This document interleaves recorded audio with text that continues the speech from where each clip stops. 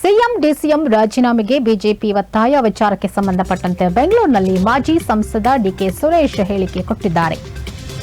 CM DCM ರಾಜೀನಾಮೆಗೆ BJP ಒತ್ತಾಯವನ್ನ ಮಾಡ್ತಾ ಇದೆ. ಆ ವಿಚಾರಕ್ಕೆ ಸಂಬಂಧಪಟ್ಟಂತೆ ಮಾಜಿ ಸಂಸದ ಡಿಕೆ ಸುರೇಶ್ ಇವತ್ತು ಹೇಳಿಕೆ ಕೊಟ್ಟಿದ್ದಾರೆ. ಬಿಜೆಪಿಯವರು ಡೇ ಒನ್ ನಿಂದಲೂ ಕೂಡ ರಾಜಕೀಯ ಮಾಡ್ತಿದ್ದಾರೆ. ಅವರಿಗೆ ಯಾವುದೇ ರೀತಿಯಲ್ಲಿ ಜನ ಆಶೀರ್ವಾದ ಮಾಡಿಲ್ಲ. ರಾಜ್ಯ ಸರ್ಕಾರದ ಮೇಲೆ ಇಲ್ಲಸಲ್ಲದ ಆರೋಪಗಳನ್ನು ಮಾಡ್ತಿದ್ದಾರೆ. ಬಿಜೆಪಿ ನಾಯಕರಿಗೆ ಏನಾದರೂ ನೈತಿಕತೆ ಇದೆಯಾ? ಬಿಜೆಪಿ ರಾಜ್ಯಗಳಲ್ಲಿ ಘೋರ ದುರಂತಗಳಾಗಿವೆ. ಅದರ ಬಗ್ಗೆ ಏನಾದರೂ ಮಾತನಾಡಿದ್ರಾ? ಬಿಜೆಪಿ ನಾಯಕರ ವಿರುದ್ಧ ಡಿಕೆ ಸುರೇಶ್ ವಾಗ್ದಾಳಿ ನಡೆಸಿದ್ದಾರೆ.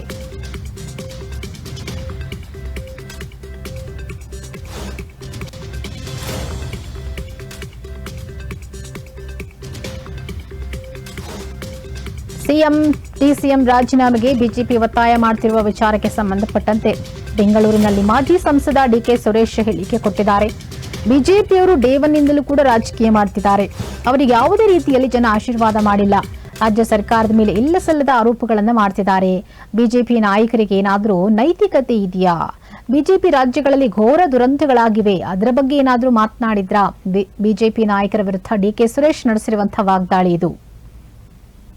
ಬಿಜೆಪಿಯವರು ಡೇ ಒನ್ ಇಂದ ಇದೇ ಪ್ರವೃತ್ತಿ ಬರ್ತಿದ್ದಾರೆ. ಅವರಿಗೆ ಜನ ಆಶೀರ್ವಾದ ಮಾಡಿಲ್ಲ. ಅವರು ಇವತ್ತು ಇಲ್ಲ ಸಲ್ಲದ ಆರೋಪಗಳನ್ನು ಮಾಡಿ ಭಾರತೀಯ ಜನತಾ ಪಕ್ಷ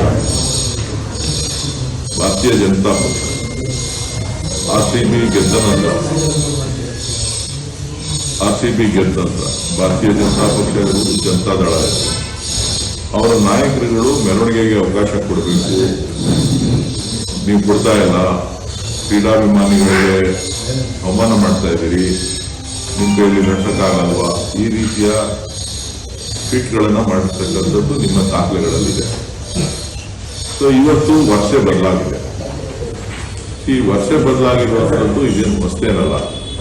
ಬಿಜೆಪಿ ಯೂ ಟರ್ನ್ ಮಾಡೋದ್ರಲ್ಲಿ ಎಕ್ಸ್ಪರ್ಟ್ಗಳು.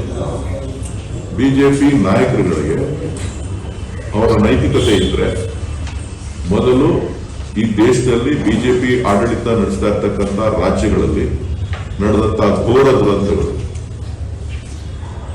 ದುರಂತಗಳು ಏನೇನಾಗಿದೆ ಆ ಪಟ್ಟಿ ಬೇಕು ಅಂತಂದ್ರೆ ನಾವು ಅವರಿಗೆ ಕೊಡ್ತೇವೆ.